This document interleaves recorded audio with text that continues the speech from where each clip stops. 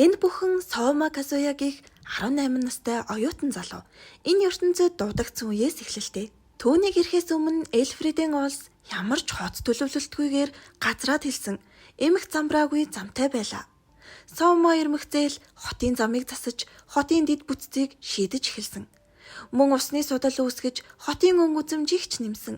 Бохир ус цэвэрлэх томоохон байгууламжийг байгуулахын зэрэгцээ энэ бүтээн байгуулалтын үеэр гаргойл, үлэмж биетэнгээд олон төрлийн мангасын ясыг олжээ. Тэр донд нь луугийн ясч багтаж байв. Гэтэл луугийн ясыг хааны академи руу зөөх гэж байх үед гинэт алга болчихсон. Тэгсэн тэр хэргийн сэжигтэн нь Жиньягих эрдэмтэн охин байж. Манай Казуя эрдэмтэн охиноос луугийн ясаар яах гэснийг нь асуусан чинь бас нэг бүтээлээ танилцуулна.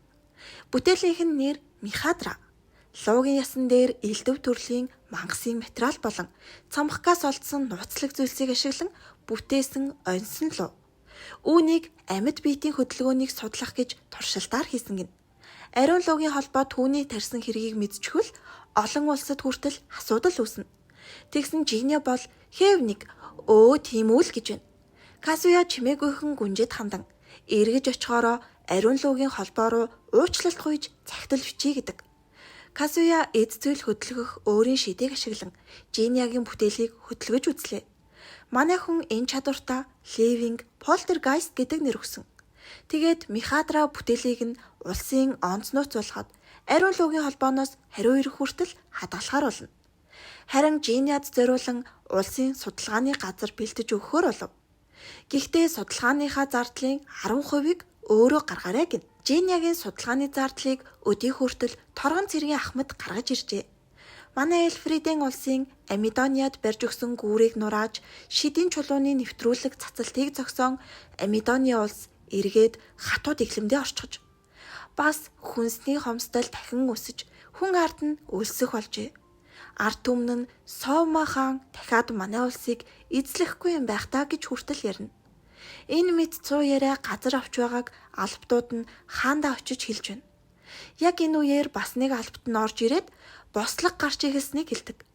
Хүнсний нөөц хангалтгүй иргэд өлсгөлөнгөөр өөхөх болсон тул тэсвэр алдарчээ. Харин Амидониагийн шинхэн хаан үүний эсрэг айрмаа хөдөлгөн бослогыг дарахаар шийдлээ. Харин Эльфриденд манай Казуя хүүхдүүдтэй тоглон сум. Гүнжийн найз Карлад үйлчлэгчийн хувцас өмсүүлж хичээ. Тэр үйлчилгээнд суралцахаар сургалтад сууж байгаа юм байна.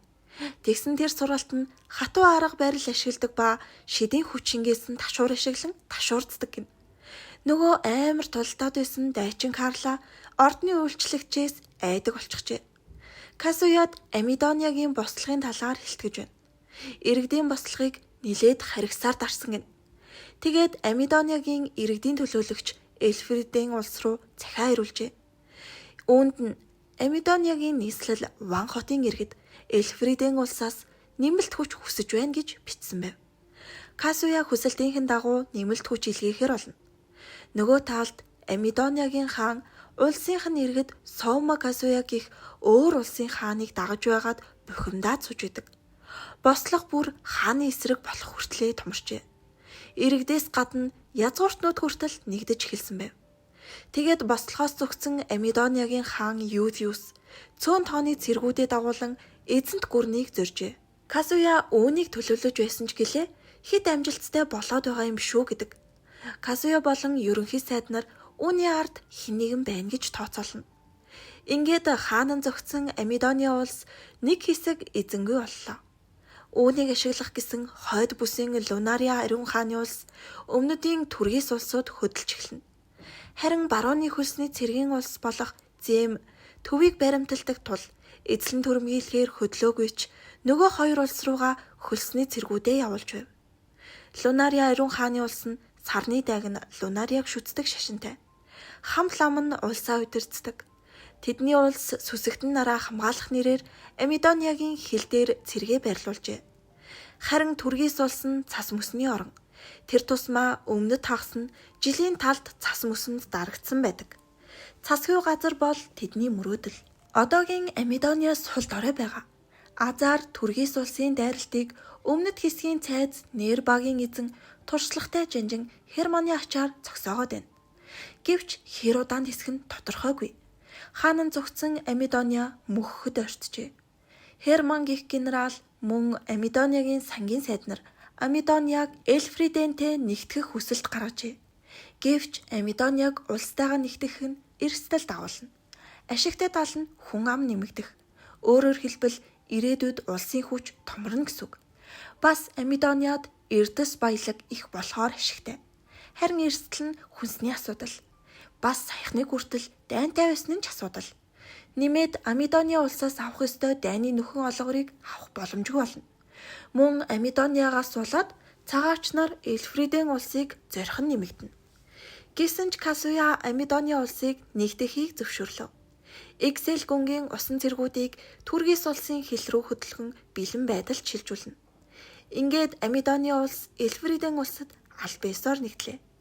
Касуя Амидониагийн сангийн сайдыг хүлээн авч уулздаг. Тэр улсынхаа эдийн засгийн мэдээлэл, эрх мэдэлтний материалуудыг хадгалж байгаагаа хэлв.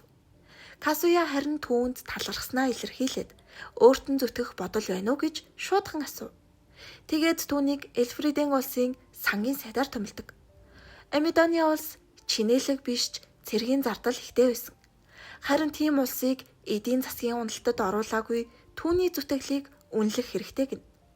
Нин түрүүнд Амидониа бүсийг сэргээх даалгаврыг өглөө. Харин Түргис улсын хүчийг тогтоон барьж байсан Херман генерал хаанд өргөл болгон бэлэг авчирсан байдаг. Касуя ойроос хурч үзээд ширдэг байгааг нь мэднэ. Тэгээд генералаас арай энэ дотор эмэгтэй хүн байгаа юм биш үзгээд асуусан чинь үнэхээр л байж байдаг. Манай хідэн эмэгтэйчүүд бушуухан элдээс суулна. Тэр дотроос гарч ирсэн охин бол Амидониа улсын гүнж Роро байлаа. Манай Касуя мэл гайхаж байгаа юм. Яаж мэдчихв гэсэн Касуягийн амьдардаг байсан ертөнцид үүнтэй төстэй зүйл хийж байсан нэг эмэгтэй байсан юм гэдэг. Касуя түүнийг хараад л Юлиусын дүү гэдгийг нь мэднэ. Тэгээд яах гэж ирсэн юм гэсэн чинь манай хүнтэй гэрлэх гэж ирсэн юм гинэ. Тэгснэ би хаантай гэрэлчихвэл Амидониа бүсийг захирах байр суурьтай болно үсттэй л гэж байна. Харин гүнж түүнд бид байр суурийн төлөө биш, Айша Жунач гэсэн адил өөрсдийн хүслээр түүнийг дэмжихийн тулд хажууд нь байгаа юм гэж хэлдэг. Роро харин хаан угаасаа надад таалагддаг гэж байгаа юм чинь. Угийн сайхан залуул гэж байна.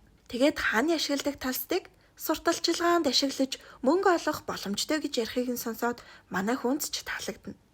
Роро гүнж манай хааныг хоёр улсыг нэгтгээд илүү чинээлэг улс болгож чадна гэдэгт итгэлтэй байгаа гин. Касуя түүнд өөрийнх нь эцэг болох Амидониагийн өмнөх хааныг дайнаар ялж хороосон гэдгийг сануулв. Гэхдээ Роро гүнж өөрөө тэрэнд бүү санаа зов гэж хэлдэг. Касуя харин Амидониаг удирдахад түүнтэй гэрэлснээр том байр суурьтай болох нь гэж бодно. Мөн түүний эдийн засаг, бизнесийн ухаан энэ улсад хэрэгтэй. Тэгээд Касуя маань Лишагаас асуув. Лишач мөн адил энэ охиныг чадварлаг гэж үзэн зөвшөөрөл өгнө. Ингээд Роро дөрөвдөх эхнэр боллоо. Манай Лиша хаанд биднийг ч гэсэн нандинаж байгаарэ гэж захина. Эхнэр болох зөвшөөрлөө авангуудаа хайрт минь гуйх зүйл байна гэдэг юм да. Тэр өөрийн гэсэн бизнестэй болохыг хүсжээ. Ингээд Эльфридэн Амидониагийн хоёр улс нэгдэж Фридониа улс боллоо. Касуя анхудаа Гранкиос эзэнт гүрний хатан Мария Юпориотой талс ашиглан танилцсан. Хатан нөгөө л нэг хүн төрлөختний гэрээ ёсоор улсын хэлийг өөрчилж болохгүйг сануулдаг. Гэхдээ ярилцсныхаа эцэст хоёр улс нэгдсэн асуудлыг эсэргүүцэх хэрэггүй болно. Эхнэр нь болонгуудаа л нөгөө Роро чинь Касуятай хамт нэг орон дээр унтаж идэг. Энийг харсан Лиша Айша хоёр гомдчихно. Айша бүр уйлагнаад идэг. Ророг сэрээсэн чинь яасан бэ хайрт минь гин. Тэр шүнжэнгөө ажиллаад өрөө рүүгээж явах тэнхэлгүй болсон байжээ. Лиша харин ажлынхаа өрөөнд яах гэж ор тавиад байдаг юм бэ гээд л уралдیں۔ Хоёр улс нэгдснээр ажил уул аваа шиг их болж хүн хүч хүрэлцэхгүй болдог. Тэгээд уншиж бичиж бодож чаддаг хүмүүс хэрэгтэй хэдийч энгийн ардын донд ийм хүн ховор.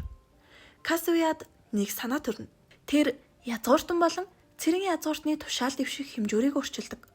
Энэ бол өөрийн эзэмшил газрыг удирдах чадвар. Түүнээс нь болоод язгууртнууд боловсралтай болоодыг ирж хайхвалжээ. Тэгснийг сайхан сэтгэлт боолын наймаачин өөрийн боолуудыг үнцэнд хүргэж сайн хүнд даатгахын тулд бүх боолуудаа боловсрол олгосон байдаг. Язгууртнууд бүр ухаалаг боолын төлөө алалцаж эхэлжээ. Тэр сайхан сэтгэлт боолын худалдаачинд ганц л боол үлдээд байлаа. Тэгсэн Касуя зүсээ хуурган ирээд боолоо зарахгүй биз гэж асуув. Гэхдээ манай хүн зүгээр л энэ боолын 8 очныг туршиж байжээ. Касуя энэ улсын боолын ёсыг халахыг хүссэн ч гинт ийм шийдвэр гаргавал нийгэмд том үмэн үүснэ. Тиймээс боолын нийгмийг аль болох өөрчлөхийг хүсжээ. Тэгээд хааны гаргасан шийдвэртээ энэ зэрэгцэн боолуудаа сургасан байсан энэ 8 очин их алдаршсан тул хаан өөрийн биеэр эндэрж Касуя яг л ийм хүнийг хайж байсан гин.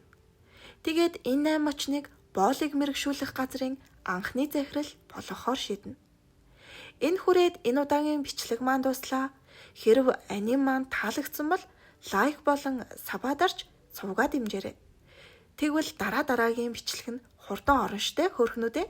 Fill me up, buttercup baby, just to let me down and mess me around, and in words of all, you never go baby when you say